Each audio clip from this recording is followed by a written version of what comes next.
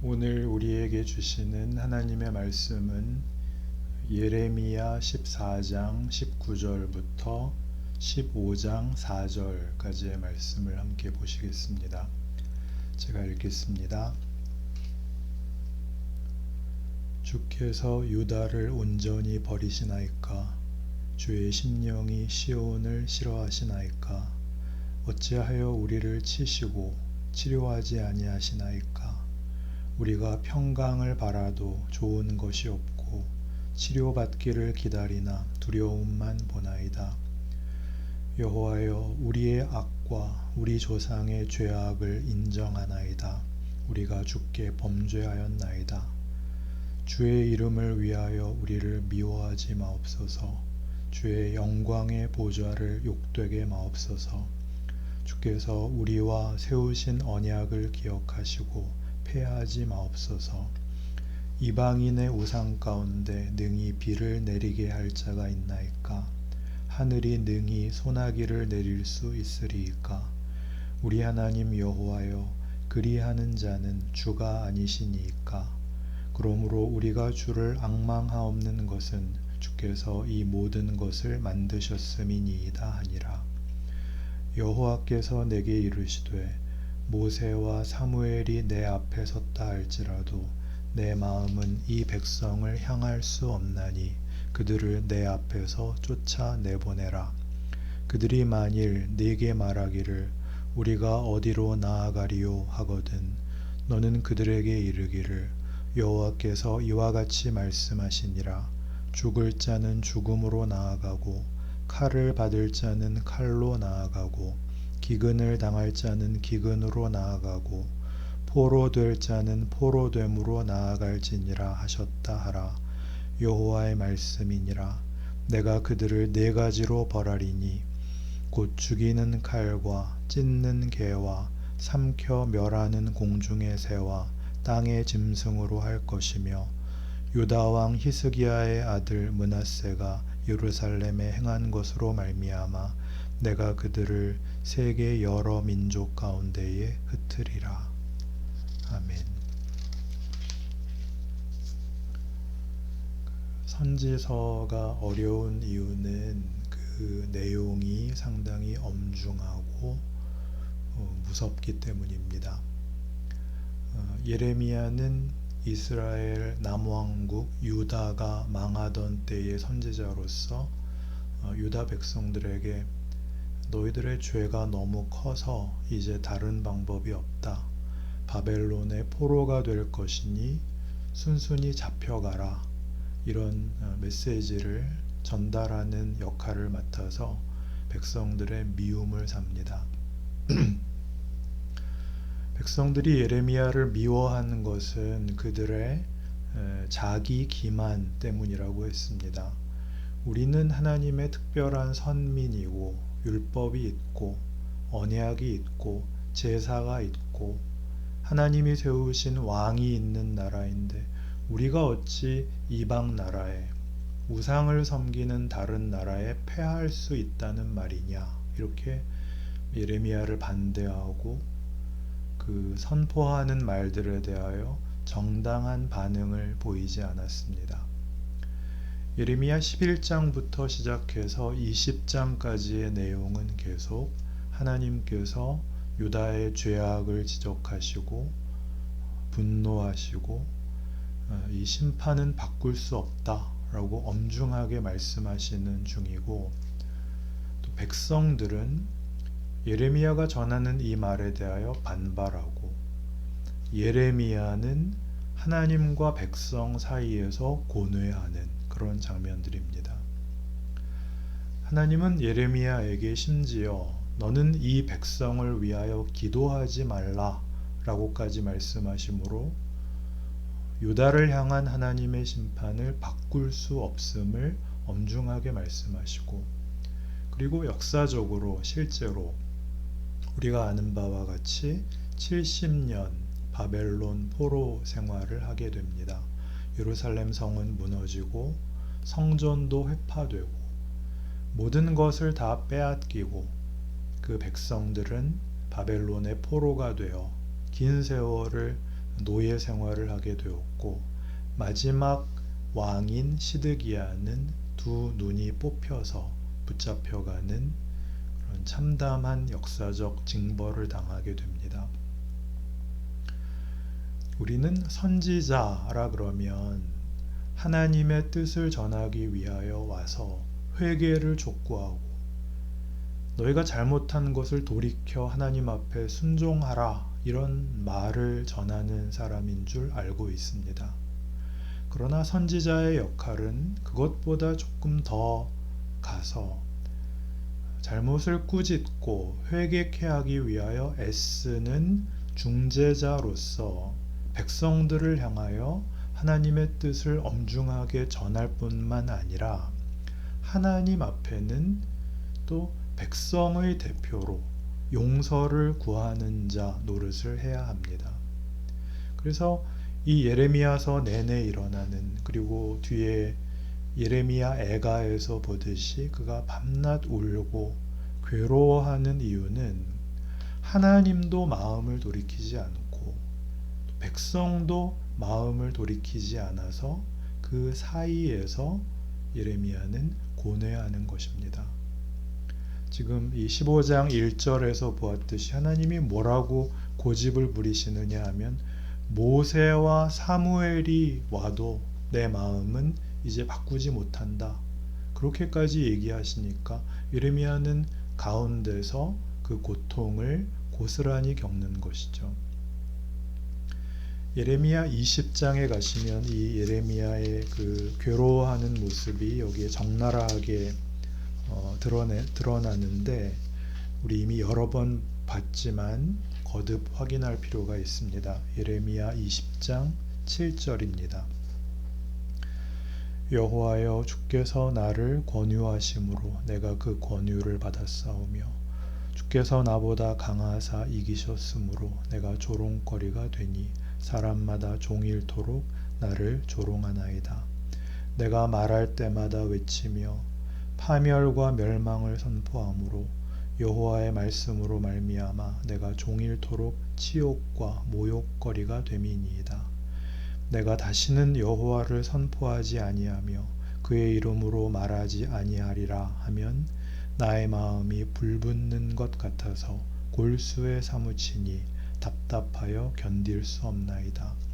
여기 예레미야의 고민이 무엇인가 보세요. 하나님, 나를 선지자로 세웠으면 물론 백성들의 죄를 지적해야 되고 그들을 회개케 하며 경고해야 되는 일이 있지만, 그렇게 해서 돌이키자고 나를 세운 줄로 알고 있는데, 하나님은 이 백성을 회복시킬 마음이 없고 그 마음에 작정하신 벌을 내리기로 고집하고 계십니다. 그럼 난 이거 못 해먹겠습니다. 그래서 내가 그만두려고 들면 이제는 내 마음에 불이 붙어서, 왜 마음에 불이 붙어요?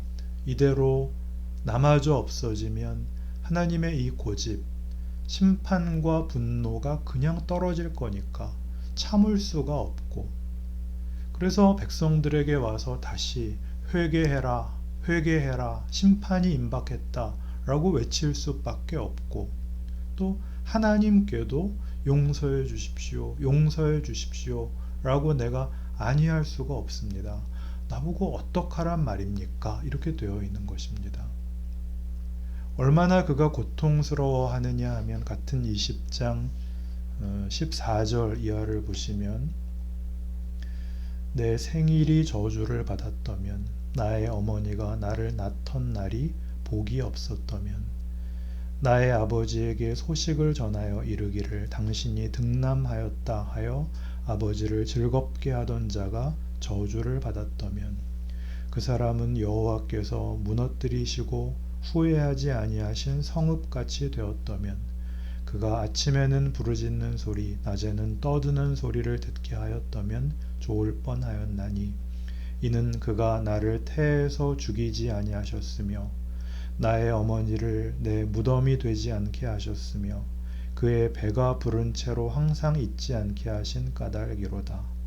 어찌하여 내가 태에서 나와서 고생과 슬픔을 보며 나의 날을 부끄러움으로 보내는고 하니라.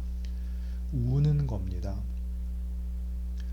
여러분, 우리 시대에도 무슨 선지자라고 서서 서슬이 퍼놓고 고함 지르고 뭐가 정답인지만 얘기하고 마치 내 인생을 다 아는 것처럼 왜 내 말 안 들어? 이렇게 악만 쓴다면 그것은 사기꾼이에요. 이렇게 울어야 돼요. 그리고 이건 하나님의 심정이에요. 하나님은 왜 이렇게 선지자를 세우고 그러하여금 울부짖게 하는 그 중재에도 불구하고 이스라엘 백성들을 향하여 화해를 허락하시지 않고 포로를 고집하셨을까요? 하나님이 저들로 하여금 하나님을 떠난 생활에서 돌이켜야 된다고 선지자를 세우셨으면서 하나님의 뜻은 궁극적으로 복이요, 궁극적으로 은혜요, 궁극적으로 승리일 텐데 왜 이런 길을, 바벨론 포로라는 것을, 예레미야의 이런 울부짖음을 뚫고 왜 이런 비참한 역사를 펼치실까요? 그게 예레미야의 이 고뇌의 가장 중요한 핵심이 되는 것이죠. 예레미야가 그 선지직을 받았을 때는 요시야 왕 때입니다. 요시야는 신앙의 개혁을 이룬 왕입니다. 그 선대의 왕들이 저지른 모든 죄, 우상 숭배와 모든 잘못들을 싹 고치고 율법을 지키고 절기를 지키고 모든 것을 제대로 했으나 그는 무기또에서 죽고 말았고, 그 요시야가 죽은 후에 한 23년 동안에 네 왕이 다 실패하고, 그리고 결국 마지막 왕은 눈알이 뽑혀서 잡혀가는 겁니다. 정말 하나님이 거기서 끝낼 게 아니라면, 성전이 회파되고 왕이 붙잡혀가고 유다라는 이름이 없어지는 것으로 끝나는 역사가 아니라면 그 일은 왜 일어났어야 됐느냐, 이렇게 질문을 하게 됩니다. 이 예레미야 당대의 유다 백성들은 그저 원망만 하고 혼란에 빠져 있을 뿐이었고, 이제 바벨론 그 포로기의 후손들이 이 질문을 하게 됩니다. 바벨론의 포로로 있는 이 현실을 어떻게 이해해야 되느냐라는 그 역사적 조건 속에서 그들은 답을 찾아야만 되는 도전을 받게 되는 겁니다.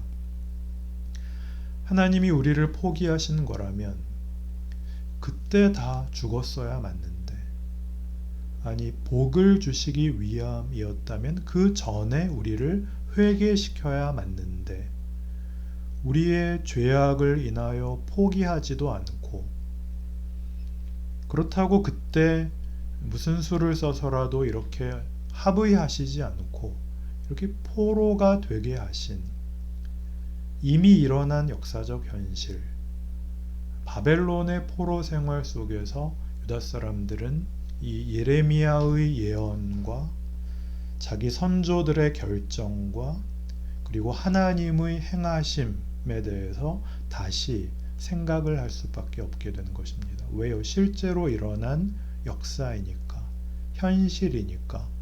우리는 포로가 되어 있는데 하나님이 포기하시지 않고 있으니까. 역사란 논리가 아닙니다. 논리적이지 않죠. 역사의 무서움은 그 일이 일어났다는 것입니다. 일어나면 안 되는 일인데 일어났다. 안 일어났으면 좋았을 일인데 실제로 일어났다. 이게 역사입니다. 역사의 무서움, 우리의 이해와 상상과 소원과 다른 상상할 수 없는 일이 일어난 현실. 어떻게 해야 됩니까? 그 역사에서 배워야죠. 지금 이 역사에서 유다 백성들은 뭘 배울까요? 이걸 배우죠. 이 반발로 시작합니다. 하나님은 분명히 우리의 하나님이시고 우리가 그의 백성인데 우리가 아무리 잘못했다고 한들 이방 민족들에게 우리를 팔 수 있단 말이냐? 왜 그러셨느냐? 요시야의 종교 개혁 정도로는 가르칠 수 없는 요시야의 종교 개혁 정도로는 함량이 부족해서 바벨론 포로가 요시야의 종교 개혁보다 더 큰 일을 한다라고 하나님이 밀어붙이셨다라고 납득할 수밖에 없게 된 겁니다. 우리는 어떤 현실 속에 있을까요? 지금 제일 큰 문제는 코로나입니다. 코로나 때문에 여전히 모두가 곤경 속에 있습니다. 이건 왜 생겼냐? 이건 뭐냐? 배워야죠. 뭘까요? 하나님의 흔드심입니다. 생각해 보라는 거죠. 코로나와 관련하여 여러 분석과 글들이 쏟아져 나오고 있습니다. 거의 다 뻔한 내용들인데 권위 있는 신학자 몇 분이 괜찮은 글들을 쓰셨습니다. 먼저 월터 브루그만이라는 분이 저명한 구약 신학자이신데 코로나와 관련하여 다시 춤추기 시작할 때까지 라는 책을 쓰셨습니다. 오늘 우리 설교 제목이죠. 다시 춤추기 시작할 때까지. 다시 춤추기 시작할 때라는 것은 바로 이 예레미야 31장 4절에 나오는 표현입니다. 바벨론 포로 중에 하나님께서 이 유다 백성들에게 준 약속, 이스라엘아, 내가 다시 너를 세우리니 네가 세움을 입을 것이요 네가 다시 소고를 들고 즐거워하는 자들과 함께 춤추며 나오리라 라는 약속 때문에, 그렇다면 과거에 왜 미리 그러시지 않고 이 험난한 역사의 과정을 하나님은 요구하셨습니까? 라는 질문에 다시 너를 세우리니 다시 소고를 들고 춤추며 나오리라. 이 다시가 더 많은 것을 담는 것이기 때문에 필요했다라는 답을 찾아냅니다. 우리가 다시 모이는 예배를 준비하고 있는데 바로 그 다시의 의미이죠. 우리가 욥기에서 봤던 것이 바로 그것이었습니다. 욥은 의인이고 하나도 잘못한 일이 없었습니다. 욥기가 그걸 밝히고 시작했죠. 부지불식간에 잘못하는 일이 있을까봐 자신을 위하여, 자식들을 위하여, 이 가족들을 위하여 필요 이상의 제사를 드리곤 했던 존재입니다. 그는 고난을 당하자 하나님 아버지께 반발했습니다. 그의 친구들이 와서 뭐라고 꼬집었어요? 네가 잘못한 것이 없다면 왜 고난을 당하느냐? 나는 잘못한 것이 없다. 그럼 말이 되냐? 그럼 하나님이 잘못했단 말이냐? 이 부분이 중요하죠. 욥은 까닭 없이 고난을 받죠. 자신의 의도, 자신의 기대, 자신의 이해 속에 없던 길로 잡혀 들어갑니다. 하나님이 끌어넣죠. 어디로 데려갑니까? 하나님의 일하심이 그의 고난을 통하여 그를 하나님의 통치와 하나님의 회복과 하나님의 복주심에 동참시킵니다. 우린 그게 싫은 겁니다. 그래서 원망을 하는 겁니다. 이해할 수 없는 고난이 우리 인생에 반복되기 때문에 늘 과거로 돌아가서 그때 이랬으면 괜찮았을 걸, 그때 이랬으면 좋았을 걸. 그러나 그건 역사가 하는 말을 잘 못 알아듣는 것입니다.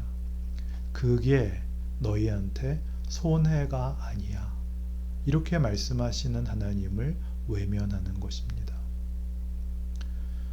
이 코로나도 모든 인류를 향하여 하나님이 너희 이렇게 살면 안 돼 라고 치시는 것이라고 이해하셔야 됩니다. 제멋대로 생태계를 파괴하고 창조 질서를 유린한 우리 인류에 대한 엄중한 경고죠. 그러니 행여나 기독교라는 이름으로 소유하고 있는 기득권 뭐 하나라도 빼앗길까봐 전전긍긍하며 쓸데없는 어리광 부리지 말고 세상 사람들이 갈팡질팡하고 답을 찾지 못하는 데에서 우리는 보다 깊은 이해, 하나님의 일하심에 손해보는 것은 없다를 아는 그런 담대함과 그런 믿음 정도는 있어야 됩니다. 톰 라이트라는 분은 팬데믹과 하나님이라는 책에서 이 얘기를 합니다. 이걸로 세상 사람들을 겁주지 마라. 이건 뭔지 모른다. 하나님의 일하심은 미리 알 수 있는 게 하나도 없다. 그러나 분명한 것은 하나님은 창조주시다. 그 아들을 우리에게 주신 분이다. 그러니 겁내지 마라. 세상과 함께 슬퍼해라. 깊이 고민해라. 힘들어해라. 그러나 겁먹을 필요는 없다. 이게 예레미야의 얘기입니다. 지난 시간에 본 하박국이 뭐라 그랬어요? 하박국 1장이었죠. 내가 바벨론을 일으켜서 이들을 다 정죄하고 심판할 것이다. 아니 하나님, 그러면 의인들이 괜히 고생을 하게 되지 않습니까? 악당들만 잡아 죽이시고 의인은 살려놔야 맞지 않습니까? 이렇게 반발하죠. 우리도 하나님 앞에 얼마든지 이렇게 반발할 수 있습니다. 하나님이 뭐라 그러신다고요? 하박국 2장 4절 아니다. 의인은 믿음으로 살아야 된다. 예수를 믿는다고 고통을 면하거나 어려움에서 면제되지 않습니다. 함께 겪어야 됩니다. 그게 성경이 얘기하는 믿음입니다. 하나님이 온 세상과 역사와 인류를 향하여 가지신 뜻에 동참하는 최소한의 신자된 믿음입니다. 저 예수 안 믿는 것들, 우리 교회 못 모이게 하는 저 반기독교 세력, 세상적인 것, 영적인 것, 이렇게 나누어서만 자기의 신앙이 확인되는, 다른 사람들 다 어떻게 되든 나는 예수 잘 믿어서 축복받고 형통하면 그만이라고 간증하는 그런 되먹지 못한 신앙을 가지고 예수를 믿는 것은 정말 부끄러운 일입니다. 우리가 하나님이 하시는 모든 일에 내 잘못 때문이 아니라 다른 모든 사람들 때문에 내가 같은 고난에 빠지는 것을 내가 감수할 수 있다면 그게 예수의 십자가 아닌가요? 그게 우리에게 명예로운 길 아닌가요? 밤낮 교회들이 찬송가 부르는 것처럼 멸시천대 십자가는 제가 지고 가오리라. 십자가를 내가 지고 주를 따라 가도다. 그 찬송은 부르면서 도대체 예수의 십자가를 어떤 식으로 지겠다는 걸까요? 현실에서 지셔야죠. 고단한 일상 속에서 예수를 믿는다고 해서 하나도 그 어려움이 면제되지 않는, 아니 오히려 예수 믿어서 더 힘든, 이렇게 2년이 다 되도록 모이지도 못하고 예배드리기 싫어하는 애들 억지로 주일마다 끌어다 앉혀놓고, 사실 나도 고단하고 힘든데 이 꼴로 앉는, 이번 주도 빼먹었지만 다음 주에는 해야지, 그 믿음에 대하여 우리가 공감하는 것 아닌가요? 이게 우리의 자랑이어야죠. 왜 이런 것들에서 우리는 하나님의 일하심에 동참하는 길이 늘 열려 있다는 것을 누리지 못할까요? 이런 어려운 상황을 빨리 끝내주시기를 우리는 당연히 기도해야 됩니다. 그러나 쉬운 답은 없습니다. 하나님이여 고난의 때를 줄여주십시오. 그러나 믿음을 지키게 하여 주십시오. 하나님의 뜻이 모든 인류에게 복이 되고 유익이 되고 찬송이 되고 우리에게 춤이 되게 하여 주옵소서. 그렇게 예레미야가 우는 겁니다. 우리 모두가 그 예레미야입니다. 우리 모두가 우리의 삶과 우리의 존재에서 하나님의 통치와 예수로 말미암는 부활 생명의 기적의 증인들입니다. 그 삶을 살아내시는 하늘소망의 우리 교우님들 다 되시기 바랍니다. 기도합시다.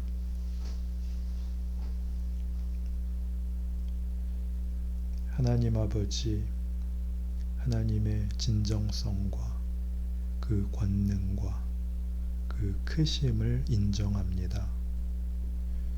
우리가 제법 믿는다고 이만하면 잘 사는 것이라고 생각했던 모든 것을 내려놓고 우리는 놀랍니다. 하나님, 비단 고통에 대하여 놀라는 것이 아니라 하나님의 그 진정성에 대하여 놀랍니다. 우리가 생각하는 이만하면 됐다는 자리에서 일어나 하나님의 지금 일하심에 동참하여 하나님의 권능과 지혜와 그리고 우리를 향한 불변하는 사랑과 하나님의 애통과 눈물에 참여하는 우리 되게 하셔서 우리의 현실이 하나님의 기적 안에 있다고 증언하는 우리 각자의 삶과 인생이 되게 하여 주시옵소서. 예수님 이름으로 기도합니다.